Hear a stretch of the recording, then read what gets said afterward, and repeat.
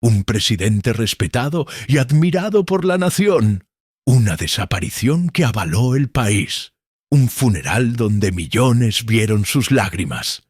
Pero lo que el mundo no sabía era que esas lágrimas eran de cocodrilo, porque el mismo presidente que fingía llorar por la pérdida fue quien ordenó la desaparición de la persona más importante de su vida. Marcos Valdivia Gutiérrez era el presidente de la República Democrática de Santana, un país de América Central, conocido por su estabilidad política y desarrollo económico. Durante 12 años gobernó con aparente sabiduría y benevolencia, pero detrás de los discursos inspiradores y las sonrisas públicas se escondía un hombre capaz de cometer los crímenes más atroces para mantener su poder. Esta es la historia de cómo un presidente ordenó la desaparición de su mejor amigo, un acto que reveló que la corrupción llegaba hasta las más altas esferas del poder. Este es el caso que dividió una nación entera.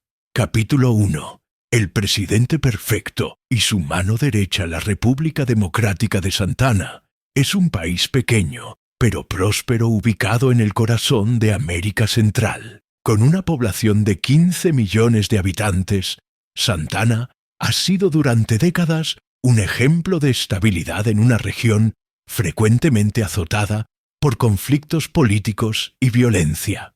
Capital: San Cristóbal, una ciudad moderna con rascacielos que tocan las nubes, autopistas bien mantenidas y una clase media creciente que disfruta de uno de los estándares de vida más altos de la región. Fue en esta ciudad, en 2011, cuando Marcos Valdivia Gutiérrez llegó a la presidencia. Tenía entonces 46 años, una sonrisa cautivadora, discursos que inspiraban esperanza y una visión clara para el futuro de su país. Marcos provenía de una familia aristocrática antigua, pero a diferencia de muchos herederos que desperdician sus fortunas, él decidió dedicarse a la vida pública. Estudió en Oxford, hablaba 5 idiomas con fluidez y tenía una reputación internacional como hombre de Estado moderno y progresista. Pero lo más importante en la vida de Marcos Valdivia no era su familia o su esposa Elena, una mujer hermosa pero lejana que pasaba la mayoría del tiempo viajando. Lo más importante era su amistad con Alejandro Morales. Alejandro tenía 56 años cuando Marcos llegó a la presidencia, aunque durante años la gente afirmaba que parecía 10 años más joven. Alto, de cabello oscuro con canas distinguidas, ojos profundos y una elegancia natural, Alejandro poseía esa clase de belleza que viene de la inteligencia y la seguridad en sí mismo. Ambos se conocían desde la universidad. En esos días, Marcos era el carismático y ambicioso, el que soñaba con política y poder. Alejandro era el intelectual quieto, el que prefería los libros y los debates profundos. Pero de alguna manera, estos dos hombres se complementaban perfectamente. Donde Marcos tenía instinto político, Alejandro tenía rigor intelectual. Donde Marcos era extrovertido, Alejandro era reflexivo. Durante 35 años, su amistad fue prácticamente inquebrantable. Cuando Marcos fue elegido presidente, lo primero que hizo fue nombrar a Alejandro como su asesor presidencial principal. Oficialmente, Alejandro no tenía cargo específico. No era ministro, no era vicepresidente, no era nada que requiriera confirmación del Parlamento. Era simplemente asesor del presidente. Pero en realidad, Alejandro era el verdadero cerebro detrás del gobierno de Marcos. Durante los primeros años, el resultado fue espectacular. La economía de Santana creció a un promedio de 8% anual. Se construyeron nuevas carreteras, hospitales, escuelas. El desempleo bajó. La pobreza se redujo en 30%. Fueron años de oro para el país. Marcos viajaba por el mundo dando discursos sobre cómo gobernar con sabiduría y compasión. La prensa lo comparaba con los grandes estadistas de la historia. Su rostro aparecía en las portadas de revistas internacionales junto con títulos como «El líder que Santana necesitaba» y «El hombre que transformó una nación». Pero detrás de las cámaras, en las reuniones privadas, en el Palacio Presidencial, Alejandro era quien decía qué proyectos financiar, qué políticas implementar, qué leyes proponer. Alejandro era quien analizaba cada número, quien revisaba cada contrato, quien aseguraba que las cosas se hicieran correctamente. Marcos tomaba el crédito en público. Alejandro trabajaba en las sombras, satisfecho de ver su visión hacerse realidad. Los periódicos escribían sobre la lealtad inquebrantable entre los dos hombres. Fotógrafos capturaban imágenes de ellos caminando juntos por los pasillos del palacio, sonriendo, conversando. La nación veía en ellos el ejemplo perfecto de cómo dos hombres podían trabajar juntos sin competencia destructiva, sin celos, sin traición. Se hablaba de ellos como de hermanos, como de la amistad que todos deseaban tener. Los novios querían una amistad como la de Marcos y Alejandro. Las mujeres deseaban hombres capaces de tal lealtad. Hasta los predicadores usaban su relación como ejemplo de cómo debería ser la amistad en el mundo moderno. Nadie sabía la verdad. Nadie sabía que durante esos 12 años de gobierno, mientras Marcos sonreía para las cámaras y Alejandro trabajaba en las sombras, habían cometido algunos de los crímenes más atroces que jamás haya visto Santana. Y la ironía más terrible era que Alejandro no sabía sobre ellos al principio. O mejor dicho, sabía pero no quería saber. Alejandro vivía en un apartamento de lujo en el centro de San Cristóbal, trabajando 18 horas al día. Era un hombre dedicado a su trabajo, sin esposa, sin hijos, sin vida personal más allá de la política. Sus amigos le suplicaban que encontrara tiempo para disfrutar la vida, que saliera con mujeres, que viajara por placer. Pero Alejandro siempre respondía lo mismo: «Mi vida es mi trabajo, y mi trabajo es mejorar a Santana. Eso es suficiente para mí». Durante los primeros años, Alejandro realmente creía que estaban haciendo la diferencia correcta. Los números que veía eran positivos. La pobreza bajaba, la educación mejoraba, la infraestructura se modernizaba. Pero gradualmente comenzó a notar inconsistencias, partidas presupuestarias que no cuadraban, dinero que supuestamente se gastaba en proyectos que nunca se completaban. Facturas de empresas que parecían estar infladas sin razón aparente. Al principio, Alejandro pensó que era simplemente falta de supervisión, ineficiencia burocrática, corrupción menor a nivel de funcionarios menores. Estos problemas eran comunes en toda América Central. Alejandro intentó limpiar el sistema desde adentro, removiendo funcionarios corruptos, implementando sistemas de auditoría más rigurosos. Pero los números seguían sin cuadrar. Fue en 2019, 8 años después de que Marcos llegara a la presidencia, cuando Alejandro finalmente decidió investigar a fondo. Contrató en secreto a un equipo de auditores independientes que no tenían lealtad a la administración. Lo que descubrieron lo dejó en estado de shock absoluto. Fue entonces cuando la verdad oscura comenzó a emerger. Capítulo 2. Los secretos que no podían salir a la luz. Los reportes de los auditores independientes llegaron a manos de Alejandro en octubre de 2019. Eran documentos de más de 500 páginas, llenos de números, gráficos y análisis. Alejandro pasó 2 noches completas leyendo cada palabra, cada número, cada conclusión. Lo que encontró fue un laberinto de corrupción que llegaba directamente al despacho presidencial. Durante los 12 años de gobierno de Marcos, fondos públicos designados para educación y salud habían sido desviados hacia cuentas bancarias en paraísos fiscales. Dinero que supuestamente iría a construir escuelas para niños pobres terminaba en bancos en las Islas Caimán y Suiza. Dinero para medicinas y tratamientos médicos se perdía en conglomerados financieros offshore. En total, la cantidad era aproximadamente 900 millones de dólares. Casi 1.000 millones de dólares robados al pueblo de Santana. Pero eso no era lo peor. Los auditores también descubrieron que empresas cercanas a Marcos, empresas propiedad de amigos de la familia presidencial, habían ganado contratos de construcción millonarios sin participar siquiera en licitaciones públicas. Se adjudicaban los contratos directamente, se pagaban precios inflados, se completaban proyectos de mala calidad o nunca se completaban. Los beneficiarios de estos contratos eran siempre amigos, primos, cuñados de Marcos. Y lo más perturbador, había conexiones documentadas entre funcionarios del gobierno de Marcos y carteles de droga locales.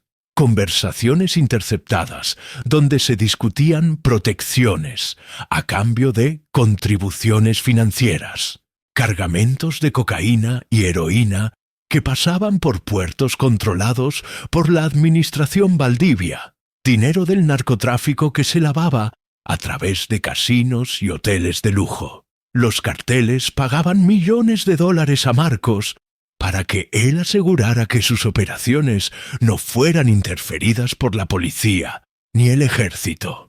Pero lo más horrible de todo estaban las muertes. Los auditores encontraron un patrón. Activistas políticos que habían criticado a Marcos murieron en accidentes convenientes. Periodistas que investigaban corrupción fueron asaltados en la calle y asesinados. Miembros del Parlamento que votaban en contra de las iniciativas de Marcos sufrían misteriosamente. En total, los auditores documentaron al menos 30 muertes que parecían estar conectadas de alguna manera con la administración presidencial. Alejandro sintió que el mundo se derrumbaba bajo sus pies. Durante 8 años había trabajado junto a Marcos creyendo que estaban salvando a una nación. Y todo ese tiempo, Marcos estaba ordenando asesinatos, robando dinero público y protegiendo a criminales. Era demasiado. Era absolutamente demasiado para procesar. Durante una semana, Alejandro prácticamente no durmió. Se encerró en su apartamento, leyendo y releyendo los reportes, buscando algún error, alguna indicación de que los auditores se habían equivocado. Pero no había error. Los números eran precisos. Las conexiones eran reales. La corrupción era absoluta. Finalmente, Alejandro tomó una decisión. Confrontaría a Marcos. Exigiría una explicación. Daría a Marcos la oportunidad de confesar voluntariamente y renunciar. Si Marcos rechazaba, Alejandro iría a los medios internacionales y revelaría todo lo que había descubierto. Fue en noviembre de 2019 cuando Alejandro pidió una reunión privada con Marcos. No en el Palacio Presidencial, donde podrían ser escuchados, sino en la casa privada de Marcos en las afueras de San Cristóbal. Era una mansión enorme, con vistas a las montañas, rodeada de hectáreas de tierra privada. Solo Marcos, Alejandro y el personal doméstico estuvieron presentes. Se sentaron en la biblioteca privada de Marcos, rodeados de miles de libros, bajo la luz dorada de lámparas antiguas. Alejandro le mostró los reportes de los auditores sin decir una palabra. Vio cómo los ojos de Marcos se movían sobre las páginas. Vio cómo su expresión cambió de curiosidad a preocupación, a puro pánico. Cuando Marcos terminó de leer, hubo un largo silencio. Finalmente, Marcos habló, pero su voz era diferente a cualquier cosa que Alejandro hubiera escuchado antes. Era fría, sin emoción, como si estuviera hablando de la meteorología. «He estado esperando este momento, hermano», dijo Marcos suavemente. «Sabía que algún día descubrirías la verdad, y sabía que si lo hacías, tendrías que venir a mí. porque eres un hombre honorable, y los hombres honorables no pueden vivir con secretos así. Renunciarás, declaró Alejandro con firmeza. Hoy mismo anunciarás tu renuncia y entregarás todos los documentos relacionados con tus actividades. Tendrás que enfrentar la justicia, Marcos. Lo que has hecho es imperdonable. Marcos se recostó en su silla y sonrió. Era la sonrisa más terrible que Alejandro jamás había visto. No tenía calor, no tenía humor. Era simplemente la expresión de alguien que sabía algo que el otro no sabía. Mi hermano, mi querido hermano, dijo Marcos, creo que no entiendes la situación en la que estás. Creo que no entiendes quién soy realmente o de qué soy capaz. No me importa quién eres, respondió Alejandro. Eres un criminal, un asesino, y tendrás que responder por tus crímenes ante la ley. Marcos se levantó lentamente y caminó hacia la ventana de la biblioteca. Miró hacia las montañas en la distancia, las manos metidas en los bolsillos de su traje de diseñador. ¿Sabes?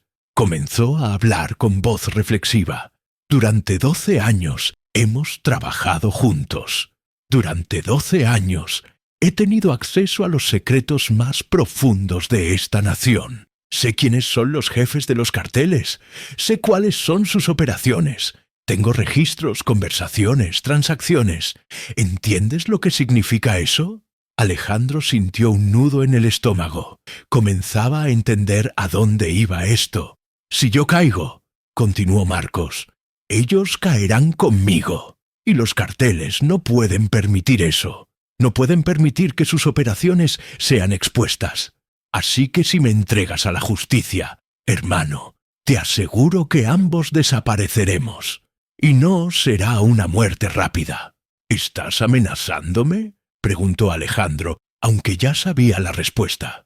No, respondió Marcos girándose para mirarlo.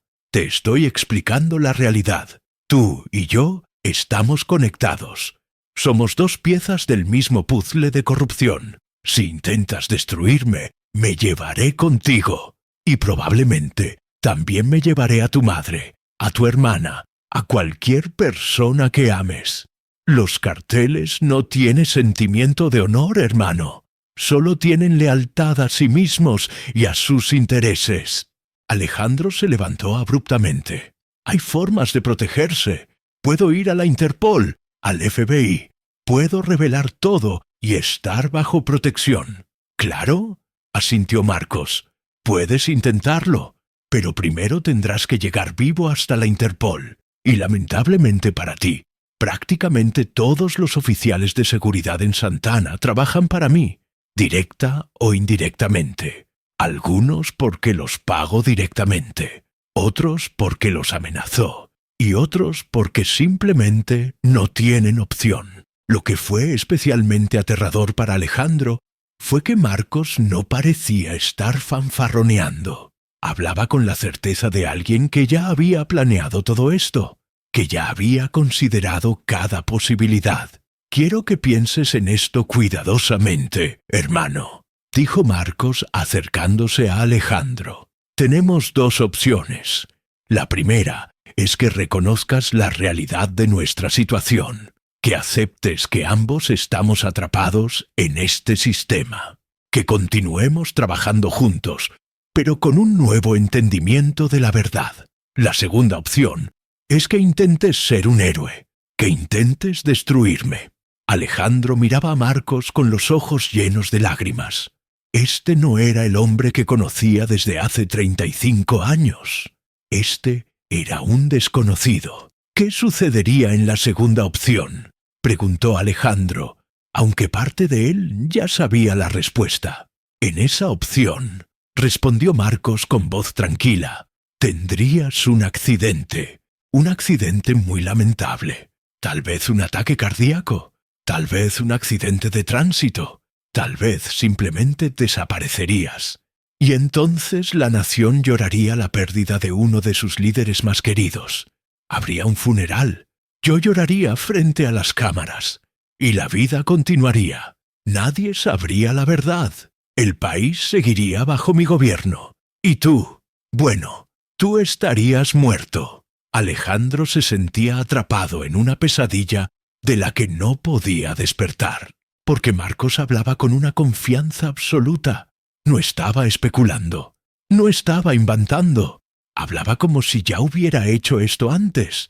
Y luego, Alejandro se dio cuenta con horror de que probablemente así era. ¿Cuántas personas?, preguntó Alejandro con voz quebrada. ¿Cuántas?, repitió Marcos sin entender. ¿Cuántas personas has asesinado? ¿Cuántas personas que conocías? ¿Cuántas personas que confiaban en ti? Marcos volvió a sonreír esa sonrisa fría. Es relevante el número. El punto es que hice lo que fue necesario para mantener el poder, y seguiré haciéndolo. Alejandro salió de la mansión esa noche sintiéndose como si acabara de hacer un pacto con el diablo. No sabía qué hacer. No podía ir a la policía. No podía ir a los medios. No podía simplemente continuar trabajando como si nada hubiera pasado. Estaba atrapado, completamente atrapado. Durante los próximos 3 años, de 2019 a 2023, Alejandro continuó trabajando para Marcos. Externamente, nada cambió. Continuaron caminando juntos por los pasillos del palacio. Continuaron en reuniones de gobierno.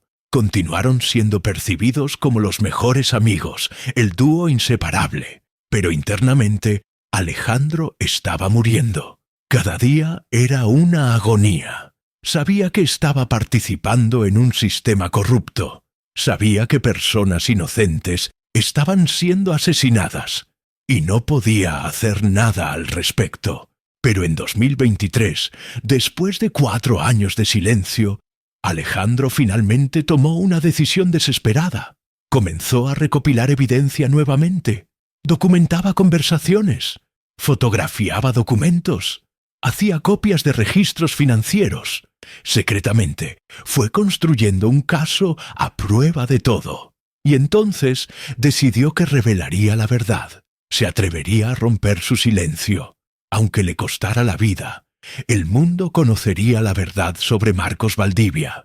Alejandro programó una conferencia de prensa para el 15 de noviembre de 2023. Planeaba revelar todos los secretos oscuros del gobierno de Marcos. Tenía documentos, pruebas, testimonios. Iba a ser el final de Marcos Valdivia y de su imperio de corrupción. Pero Marcos lo supo, porque en Santana prácticamente nada sucedía sin que Marcos lo supiera. Y cuando se enteró que Alejandro planeaba traicionarlo, Marcos tomó una decisión que cambiaría todo. Capítulo 3. La noche de la desaparición. La tarde del 14 de noviembre de 2023, Alejandro estaba en su oficina en el Palacio Presidencial, revisando los documentos por última vez. Mañana sería el día. Mañana, frente a las cámaras de medios internacionales, revelaría todo lo que Marcos había hecho. Mañana, Santana conocería la verdad. Mañana, la nación entera sabría que su presidente era un criminal, un asesino, un hombre corrupto que había robado cientos de millones de dólares y ordenado la muerte de docenas de personas.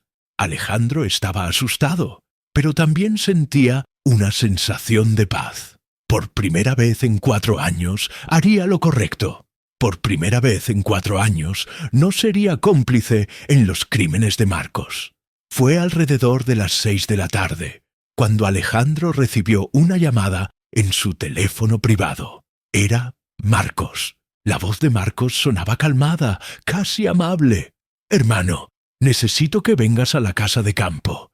Hay algo importante de lo que necesitamos hablar». Alejandro sintió el miedo burbujear en su pecho. Sabía que algo estaba mal. Sabía que Marcos sospechaba, pero no tenía opción. No podía rechazar la invitación sin levantar sospechas de que algo estaba mal. «Claro», respondió Alejandro. «Llegaré dentro de 1 hora». La casa de campo presidencial estaba localizada a 50 kilómetros de San Cristóbal, en las montañas, en un área completamente remota rodeada de bosque denso.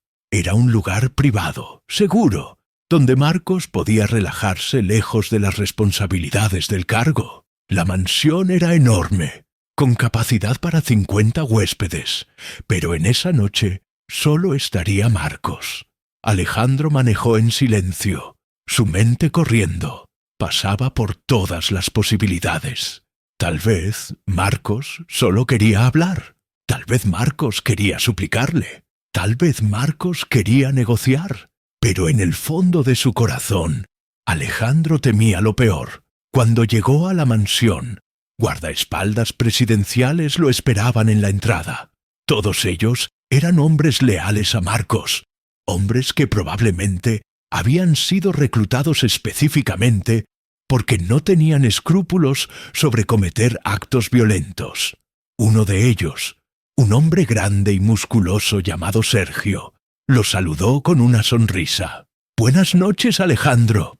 El presidente lo espera en la sala privada». Alejandro fue escoltado a través de los pasillos de mármol de la mansión. Sus pasos hacían eco en el silencio. El lugar parecía una tumba. Cuando llegó a la sala privada, Marcos estaba de pie junto a una ventana, mirando hacia las montañas que se oscurecían con el atardecer. «Alejandro», dijo Marcos sin girarse, «gracias por venir. Sabía que lo harías. Siempre has sido un hombre predecible». «¿Qué quieres?», preguntó Alejandro intentando mantener la calma. «¿Quiero?», respondió Marcos finalmente girándose. «Quiero conversar con mi mejor amigo. Quiero pasar una última noche contigo. Creo que es lo menos que mereces». Alejandro sintió que sus rodillas se debilitaban. «¿Última noche?». «Sí», confirmó Marcos. «He sabido sobre tu conferencia de prensa de mañana. Sé que has estado recopilando documentos. Sé que planeabas revelar todo. He sabido todo este tiempo, hermano». «¿Cómo?», preguntó Alejandro, aunque no estaba realmente sorprendido. «Tengo personas en todas partes», respondió Marcos. «Personas que me informan sobre todo lo que haces. Personas que reportan cada llamada que haces, cada documento que copias. Llevo siguiéndote durante meses. Y ahora, mañana, tenías planeado destruirme, destruir todo lo que he construido. Tenías planeado destruir a un criminal», respondió Alejandro con ira. «Sí», asintió Marcos. «Supongo que tenía. Pero no puedo permitir que eso suceda, hermano. No puedo permitir que destruyas mi imperio. No puedo permitir que me quites el poder que he pasado toda mi vida acumulando». Marcos levantó su mano. En ella sostenía una copa de vino tinto. La levantó en un gesto de brindis. «Quería brindis juntos una última vez. Por nuestra amistad, por los años que pasamos juntos, por la gloriosa ilusión de que éramos honorables hombres». Alejandro no tomó la copa que Marcos le ofrecía. «No voy a beber eso». «¿Crees que está envenenado?», preguntó Marcos con una sonrisa. «Mira, yo beberé primero, hermano». Marcos llevó la copa a sus labios y bebió un sorbo. Luego ofreció la copa a Alejandro nuevamente. Alejandro, aliviado de que Marcos hubiera bebido primero, tomó la copa. Bebió. El vino tenía un sabor extraño, ligeramente metálico, pero atribuyó eso a sus nervios. «Siéntate», ordenó Marcos amablemente. Alejandro se sentó en un sillón de cuero. Inmediatamente comenzó a sentirse extraño. La habitación comenzó a girar levemente. Sus párpados se volvieron pesados. «¿Qué? ¿Qué me hiciste?», preguntó Alejandro con dificultad. «Lamento, hermano», respondió Marcos con voz suave. «Realmente lamento que haya sido así. Te amo, ¿sabes? Realmente te amo. Eres el único hombre que jamás amé verdaderamente. Pero no puedo permitir que destruyas todo lo que tengo».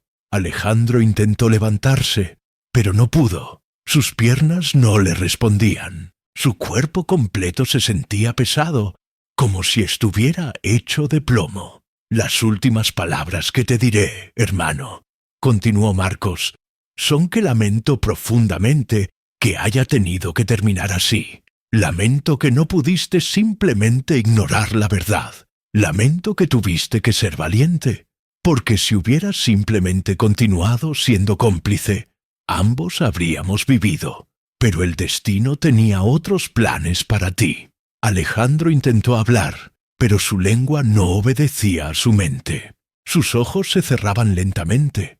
Lo último que vio fue el rostro de Marcos sonriendo hacia él. Lo último que escuchó fue la voz de Marcos hablando a los guardaespaldas. «Llévenlo al sótano. Colóquenlo donde ya saben». Alejandro perdió la conciencia. Cuando despertó, estaba en la oscuridad total. No podía ver nada. Intentó moverse, pero descubrió que estaba atado. Sus manos estaban amarradas detrás de su espalda. Sus piernas estaban amarradas también. Estaba acostado en el piso de cemento frío. El olor a humedad y podredumbre llenaba sus fosas nasales. «¿Dónde estoy?», gritó Alejandro. Su voz rebotó contra lo que parecían ser muros de piedra. Escuchó pasos. Una puerta se abrió. Una luz penetró la oscuridad. Era Sergio, el guardaespaldas.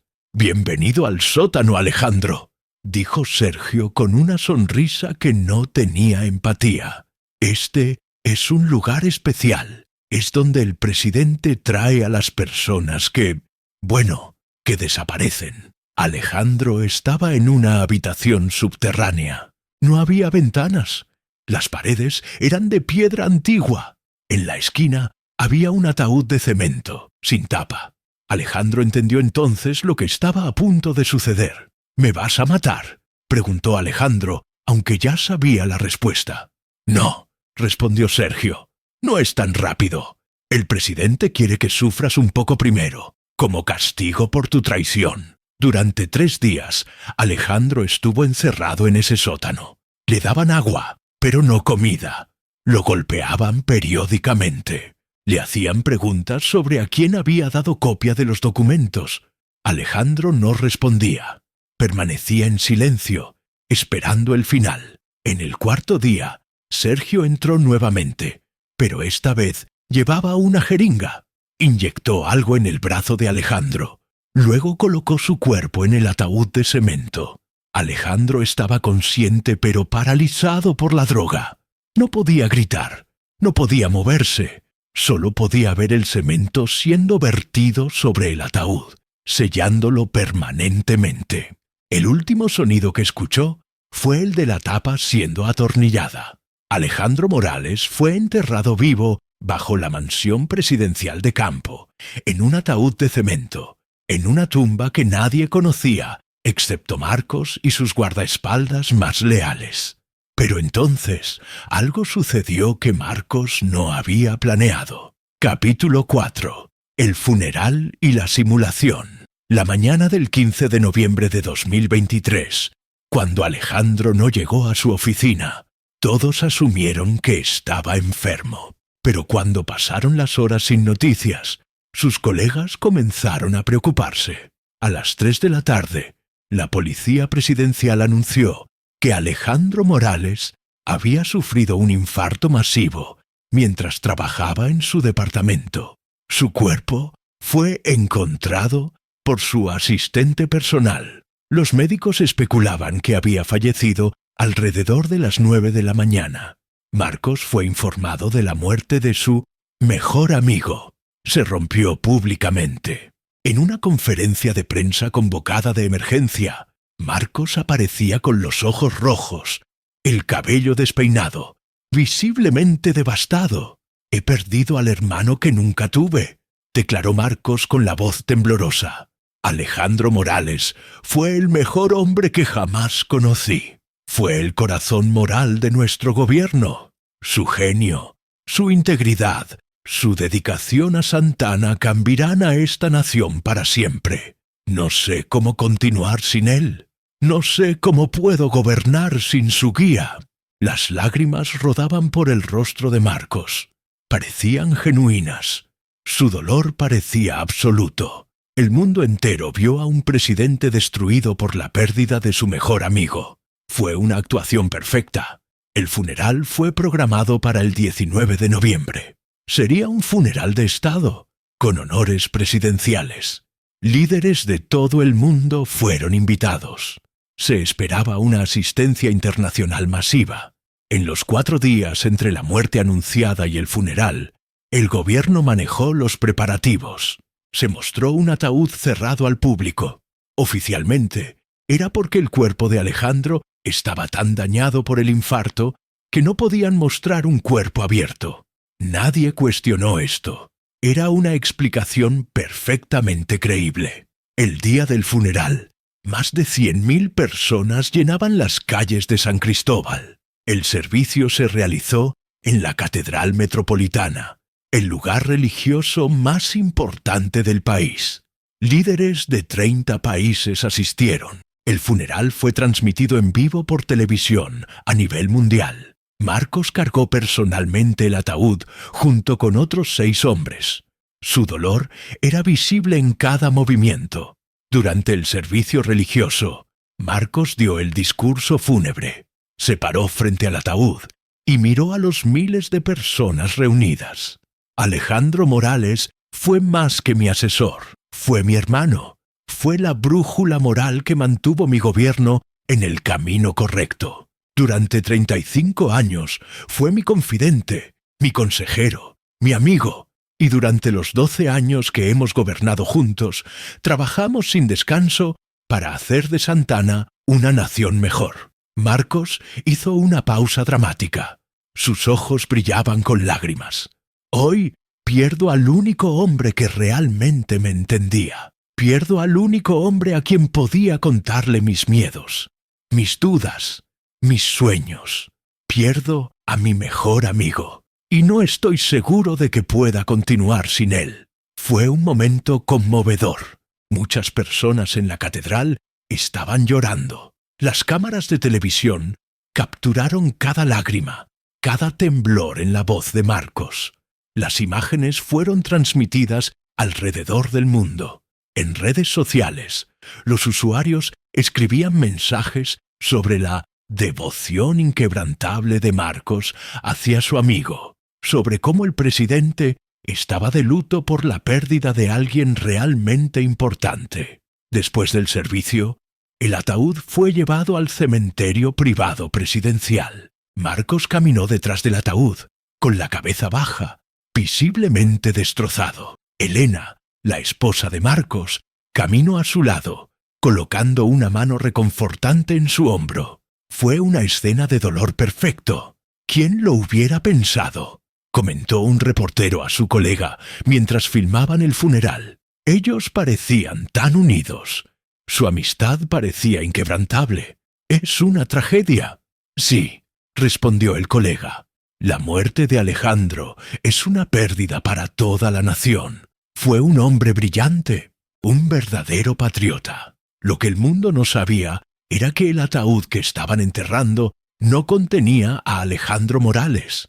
Contenía a un cadáver comprado en el mercado negro, un cuerpo de un hombre aproximadamente de la edad de Alejandro. El cuerpo verdadero de Alejandro estaba en un ataúd de cemento bajo la mansión presidencial, en una tumba que permanecería secreta durante años. Durante los siguientes meses, la vida en Santana continuó aparentemente normal. Marcos continuó siendo presidente. Continuó gobernando con aparente sabiduría y compasión. Los medios describían su gobierno como enfocado en honrar el legado de Alejandro Morales. Marcos promulgó varias leyes en nombre de su mejor amigo fallecido. Estableció una fundación en memoria de Alejandro que supuestamente trabajaba para mejorar la educación en Santana. Todo era una farsa. Todo era diseñado para mantener la ilusión de que Marcos era un hombre honorable, un hombre que lloraba sinceramente la pérdida de su amigo. Pero entonces, en julio de 2024, 8 meses después del funeral, algo inesperado sucedió. La hermana de Alejandro, una mujer llamada Gabriela Morales, decidió contratar a un investigador privado. Gabriela nunca estuvo completamente satisfecha con la versión oficial de la muerte de su hermano. Algo no cuadraba. Su hermano había estado en buena salud. No tenía antecedentes de problemas cardíacos. Y aunque trabajaba mucho, no parecía estar bajo estrés extremo. Gabriela contrató a un investigador llamado Carlos Méndez, un ex policía que se había convertido en detective privado. Carlos era conocido por no tener miedo de investigar a personajes poderosos. Él aceptó el caso. Lo primero que hizo Carlos fue revisar el reporte de la autopsia oficial. Según el documento, Alejandro había muerto de un infarto masivo. Pero cuando Carlos pidió ver el cuerpo, fue informado que ya había sido cremado, lo cual era extraño. En Santana, los cuerpos generalmente no se cremaban sin el permiso de la familia inmediata, y Gabriela insistía en que ella nunca había autorizado la cremación. Carlos continuó investigando. Encontró inconsistencias. El doctor que supuestamente realizó la autopsia no estaba disponible para comentarios. Cuando Carlos finalmente lo localizó, el doctor fue misteriosamente vago sobre los detalles de la autopsia. Fue un caso sencillo, dijo el doctor. Un infarto obvio. No hubo necesidad de investigación adicional. Pero Carlos no dejó ir el caso. Entrevistó a colegas de Alejandro en el Palacio Presidencial. Varios de ellos mencionaron que Alejandro había parecido nervioso en los días previos a su muerte. Uno de ellos, un asistente administrativo, mencionó que Alejandro había estado recopilando documentos. Cuando Carlos preguntó qué tipo de documentos, luego el asistente se puso nervioso y se rehusó a comentar. Según la versión oficial, Alejandro había estado en su departamento, pero cuando Carlos revisó los registros de seguridad del edificio, encontró algo interesante. Había un hueco en los registros entre las 5 p.m. y las 11 p.m. del día de la muerte de Alejandro. Los videos de seguridad del vestíbulo no existían para ese periodo, pero Carlos descubrió algo aún más importante. Hablando con los vecinos de Alejandro, uno de ellos mencionó que había visto a Alejandro saliendo del edificio alrededor de las 6 p.m. ese día. Dijo que vio a Alejandro subir a un automóvil presidencial. No volvió a entrar al edificio. Carlos se dio cuenta de que la versión oficial era falsa. Alejandro no había estado en su departamento cuando supuestamente sufrió el infarto. Había ido a algún otro lugar, posiblemente a la mansión presidencial de campo. Cuando Carlos fue a investigar la mansión presidencial de campo, fue detenido por la seguridad presidencial. Le dijeron que estaba en propiedad protegida y que no podía estar ahí sin permiso directo del presidente. Carlos se retiró, pero se dio cuenta de algo importante. La mansión presidencial de campo era un lugar donde Marcos podía hacer cosas sin que nadie lo supiera. Era un lugar perfecto para cometer un crimen. Carlos pidió más recursos. Contrató a otros investigadores. Visitaron hospitales, morgues, cementerios. Buscaban cualquier rastro de Alejandro. Finalmente, en octubre de 2024, encontraron algo. Un empleado de un cementerio privado mencionó que había recibido instrucciones directas de la presidencia para enterrar un ataúd sin que se registrara adecuadamente. El ataúd había sido entregado en la noche, en secreto, con instrucciones de no hacer preguntas. El empleado estaba asustado de hablar, pero eventualmente, bajo presión, proporcionó la información. Carlos exhumó el ataúd. Dentro encontró un cadáver que no era Alejandro Morales. Era un hombre diferente, aproximadamente de la edad de Alejandro, pero definitivamente no era él. Esto significaba que el funeral había sido una farsa. El cuerpo enterrado no era Alejandro. Entonces, ¿dónde estaba el cuerpo real de Alejandro? Carlos llevó sus hallazgos a Gabriela Morales y a los medios. La historia estalló como una bomba. Si el cuerpo en el cementerio no era Alejandro, ¿dónde estaba Alejandro? ¿Había sido asesinado realmente?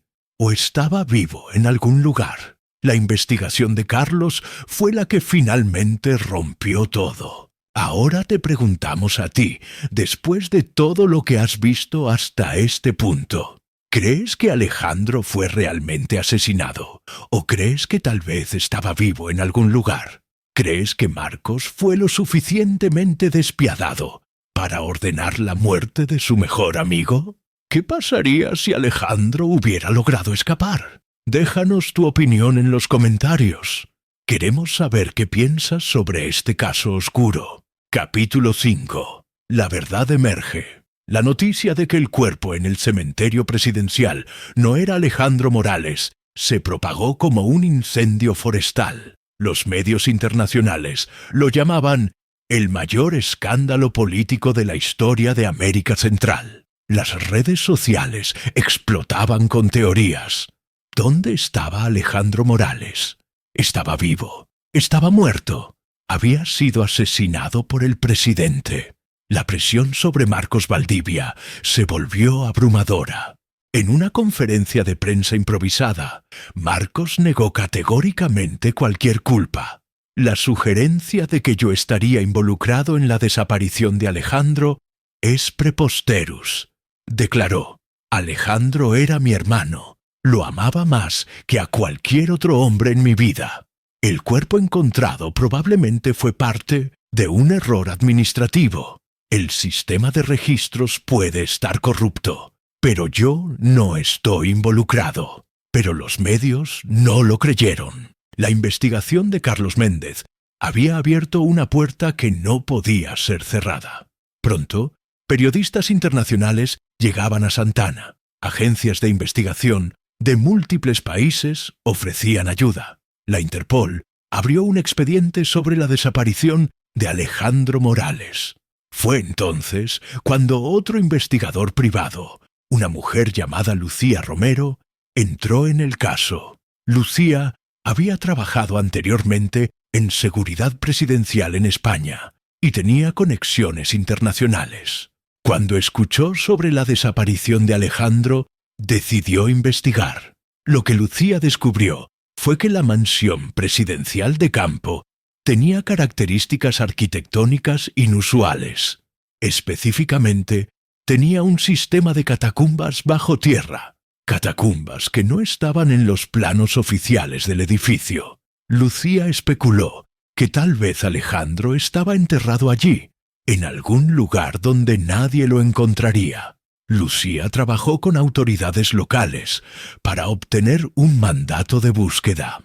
Después de semanas de obstáculos políticos y legales, finalmente logró que un juez ordenara una búsqueda de la mansión presidencial de campo. El 3 de diciembre de 2024, más de 100 agentes de policía descendieron a la mansión, trajeron equipos de excavación, comenzaron a excavar en el sótano. Fue después de 3 horas de excavación cuando encontraron el primer ataúd de cemento. Dentro estaban los restos de Alejandro Morales, o más bien, lo que quedaba de él. Había estado enterrado vivo durante más de 1 año. Su esqueleto mostraba signos de trauma. Sus manos y muñecas mostraban evidencia de que había luchado contra las ataduras. Alejandro Morales había sido asesinado por el presidente de Santana, su mejor amigo de 35 años. Pero esto no fue todo. Mientras excavaban la mansión, los trabajadores encontraron más ataúdes. 32 ataúdes en total. 32 personas que habían desaparecido bajo el gobierno de Marcos Valdivia. 32 vidas que habían sido eliminadas para proteger el poder de un solo hombre. La revelación fue catastrófica para Marcos. Las imágenes de los ataúdes siendo desenterrados fueron transmitidas en vivo por televisión internacional. El mundo vio a Marcos Valdivia revelado como un asesino en serie, como un dictador disfrazado de demócrata, como un monstruo que había estado gobernando una nación durante 12 años mientras enterraba a sus enemigos bajo tierra. A las 5 de la tarde del 3 de diciembre de 2024, la policía llegó al Palacio Presidencial con una orden de arresto. Marcos estaba en su despacho privado cuando fue informado. Intentó huir, Corrió hacia su helicóptero privado, pero fue interceptado por guardias que ya no eran leales a él.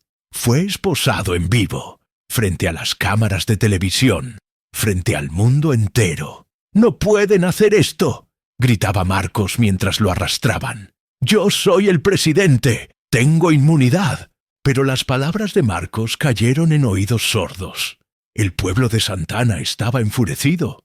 Los líderes internacionales pedían una investigación completa. 2 días después, Marcos fue puesto bajo custodia preventiva en una prisión federal. Se le acusó de asesinato múltiple, conspiración para cometer asesinato, crímenes contra la humanidad, corrupción, lavado de dinero y una lista que parecía interminable. En su juicio, que fue transmitido en vivo por todos los canales de televisión del mundo, Marcos fue confrontado con la evidencia, las fotos de los ataúdes, los restos de sus víctimas, los testimonios de guardaespaldas que finalmente hablaban, los documentos financieros que demostraban sus vínculos con carteles de droga. Marcos intentó negar todo inicialmente. Culpó a sus guardaespaldas. Culpó a Sergio, diciendo que Sergio había actuado sin su consentimiento. Pero entonces la fiscalía presentó las grabaciones de audio. Fueron encontradas en la mansión presidencial. Eran conversaciones entre Marcos y sus guardaespaldas, ordenando específicamente que Alejandro desapareciera. «Llévenlo al sótano», decía la voz clara de Marcos en las grabaciones. «Asegúrense de que sufra un poco. Luego colóquenlo donde ya saben y asegúrense de que nadie sepa que estuvo aquí». No había negación posible. Marcos Valdivia había ordenado el asesinato de Alejandro Morales. Y no solo de Alejandro, de 32 personas. 32 personas cuyas únicas culpas habían sido conocer información sobre sus crímenes o tener la audacia de cuestionarlo. Después de 2 meses de juicio, el veredicto fue unánime. Culpable. Culpable en todos los cargos. La sentencia fue cadena perpetua, sin posibilidad de libertad condicional. Marcos Valdivia pasaría el resto de su vida en prisión. En el día de la sentencia, Gabriela Morales se dirigió a la corte. Sus palabras fueron transmitidas alrededor del mundo. Mi hermano Alejandro era un hombre bueno. Era brillante, compasivo, dedicado. Durante 35 años fue leal a Marcos Valdivia. Y en recompensa por esa lealtad, Marcos lo asesinó, lo enterró vivo, lo convirtió en un fantasma, en alguien que el mundo olvidó. Gabriela hizo una pausa, sus ojos llenos de lágrimas. Hoy, Marcos ha sido condenado a prisión perpetua, pero eso no trae a mi hermano de regreso. Eso no deshace los daños causados. Eso no restaura los años que Alejandro debería haber vivido. Lo único que espero es que en prisión Marcos tenga tiempo para reflexionar sobre lo que ha hecho. Lo único que espero es que entienda el dolor que causó no solo a mí, sino a las familias de las otras 31 víctimas. Cuando Gabriela terminó de hablar, el silencio fue ensordecedor. Incluso los reporteros estaban llorando. En los meses siguientes se llevó a cabo una comisión de verdad y reconciliación para investigar completamente los crímenes de Marcos Valdivia. Se descubrió que había sido responsable de la muerte de al menos 60 personas, aunque solo 32 habían sido enterradas en la mansión. Otros habían sido eliminados de formas diferentes. Accidentes automovilísticos arreglados, asesinatos por encargo, desapariciones forzadas. Los periodistas que habían investigado la corrupción de Marcos fueron identificados. Sus familias fueron compensadas. Los políticos que habían sido asesinados por oponerla a Marcos fueron honrados como mártires de la democracia. La nación de Santana entró en un período de duelo nacional. La ilusión de un presidente noble y honrado fue destrozada. La verdad sobre la corrupción, los asesinatos y los crímenes de Marcos, fue revelada en toda su horrible realidad. Y en el corazón de todo esto estaba la historia de Alejandro Morales, el hombre que había tenido el coraje de desafiar a un presidente corrupto, incluso cuando eso significaba dar su vida. Aunque Alejandro no pudo vivir para ver a Marcos condenado, su muerte fue finalmente la que derribó el imperio del crimen presidencial. Un monumento fue erigido en San Cristóbal, en honor a Alejandro Morales y a todas las víctimas de Marcos Valdivia. En la dedicación del monumento, Gabriela habló nuevamente. Alejandro creía en la justicia, creía en la verdad, creía que una persona sola podía hacer una diferencia. Su muerte, aunque trágica, finalmente resultó en justicia. Su sacrificio salvó a futuras víctimas de un tirano. En eso, Alejandro fue un verdadero héroe. En prisión, Marcos Valdivia pasaba sus días en una celda de aislamiento, rechazado incluso por otros prisioneros. A veces, escribía cartas que nunca eran enviadas. En una de esas cartas, supuestamente escribió: Alejandro tenía razón, yo era un monstruo, y aunque tarde, finalmente fui castigado. Pero incluso en prisión, Marcos se negaba a explicar completamente por qué había matado a su mejor amigo. En una entrevista con un periodista que logró acceso a la prisión, Marcos fue confrontado con la pregunta: ¿por qué mataste a Alejandro? ¿Por qué mataste a tu mejor amigo?, preguntó el periodista. Marcos miró fijamente al periodista durante un largo tiempo antes de responder. ¿Por qué?, dijo finalmente con una voz fría como el acero. El poder es más importante que cualquier amistad. El poder es más importante que cualquier persona. Y Alejandro amenazó mi poder. Eso fue suficiente razón. Esas palabras resumían completamente la verdad sobre Marcos Valdivia. Para él, el poder era la única cosa que importaba. Las amistades, las lealtades, la vida humana, todo eso era secundario al poder. Y al final, su sed de poder fue lo que lo destruyó. Conclusión. Después de conocer esta historia devastadora, ¿qué piensas? ¿Crees que Marcos fue verdaderamente malvado desde el principio? ¿O cree que el poder lo corrompió gradualmente hasta convertirlo en monstruo? ¿Piensas que Alejandro cometió un error al intentar exponer a Marcos? ¿O hizo lo correcto sin importar las consecuencias? ¿Crees que la justicia fue realmente lograda? ¿O piensas que simplemente poner a Marcos en prisión no es suficiente castigo por sus crímenes? Déjanos tu opinión en los comentarios. Queremos saber qué piensas sobre este caso que muestra cómo el poder absoluto corrompe absolutamente. Si esta historia te impactó profundamente y quieres conocer más casos donde amigos se convierten en enemigos y el poder destruye relaciones, no olvides suscribirte al canal y activar la campanita de notificaciones. Así no te perderás ninguno de nuestros próximos videos sobre traiciones y crímenes de poder. Y tenemos más para ti. En el próximo video recomendado, vamos a revelar el caso real de un vicepresidente que fue el verdadero responsable de un golpe de Estado, mientras culpaba al presidente. Este caso es aún más impactante que el que acabas de ver, porque involucra la conspiración más elaborada jamás vista en política internacional. No te lo pierdas. Haz clic ahora y continúa descubriendo cómo el poder y la ambición destruyen a naciones enteras.